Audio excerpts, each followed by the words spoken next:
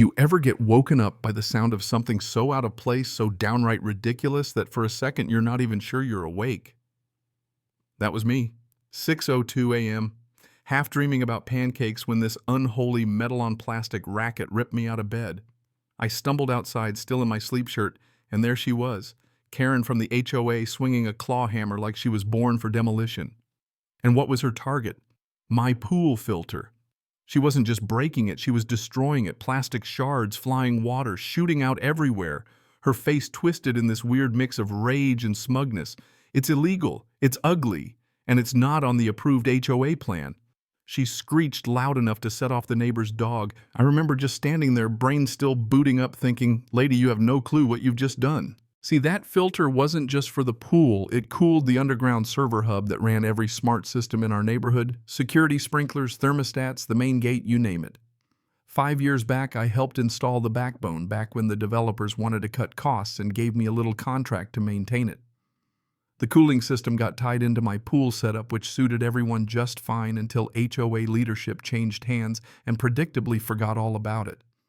But that server room still depended on my setup to keep it from frying. So as Karen delivered her final swing, tossed the hammer onto my grass, and strutted back to her golf cart like she'd done us all a favor, I just stared, too stunned to speak. Let me back up a sec. I'm not some random pool guy. I'm a systems engineer, and I know better than anyone what happens when that server loses cooling. Within 15 minutes, the temperature in the hub shot up 30 degrees. I flew down to the basement, watching the diagnostic lights go red one by one. Backup maintenance number, disconnected. HOA clueless. I knew exactly how this was going to play out. First, the sprinklers would go nuts, then the thermostats, then the gates, and soon the entire smart grid would collapse. But sure, Karen, the pool filter was too ugly for your landscaping vision. By 7:10 a.m., my phone buzzed.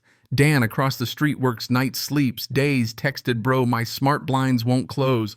Bedroom's turning into a solar oven. You messing with the grid again?" Didn't even have time to answer before the whole group chat lit up like Times Square. Sprinklers were soaking kids on their way to school. Garage doors stuck wide open. Even the HOA clubhouse fountain started spraying like it was possessed. Chaos. And right in the thick of it, Karen rolls back this time, sweating bullets, ambushed by angry neighbors. A toddler got stuck in a smart nursery with the alarm blaring, someone's Tesla charger locked up, and then the finger pointing started. "He knows the system, he built it," they yelled.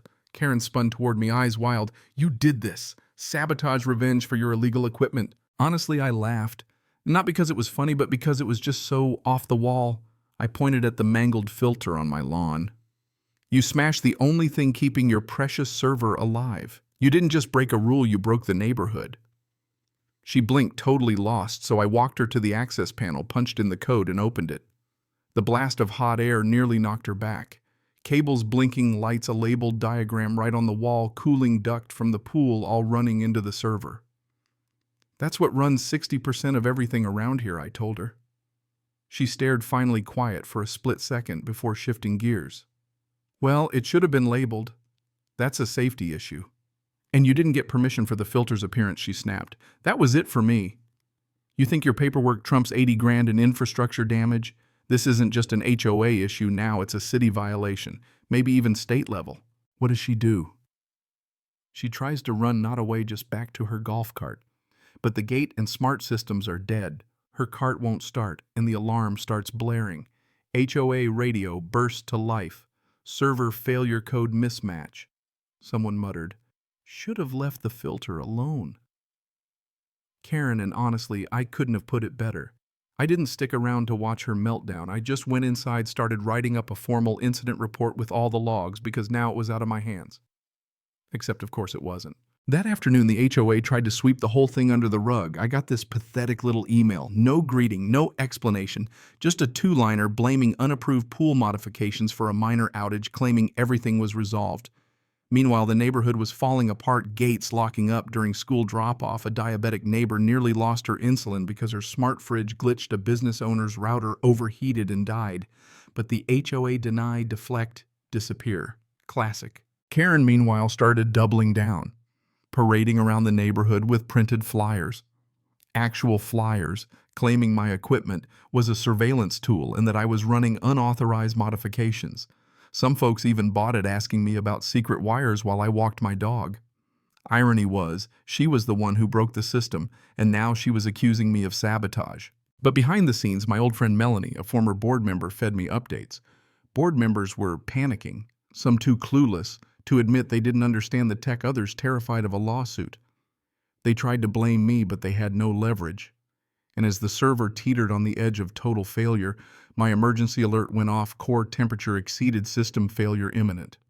If that server went down, it wasn't just lights and sprinklers, it was the whole emergency network, security, everything. I dug up the original 5-year-old contract, the one that still listed me as the authorized maintenance point. It was still valid, and it gave me just enough authority to act. So I walked into the weekly HOA meeting, dropped the contract on the table, and said, "You're out of excuses. You've risked this whole community because someone didn't like a pool filter." Board members squirmed. Karen yelled about outdated contracts and visual conformity, but I didn't budge. "This isn't a debate. I'm fixing it now." I suited up, bypassed the HOA, got cooling back online, ran diagnostics, and finally the systems recovered. Sprinklers stopped flooding lawns, thermostats rebooted, doors unlocked.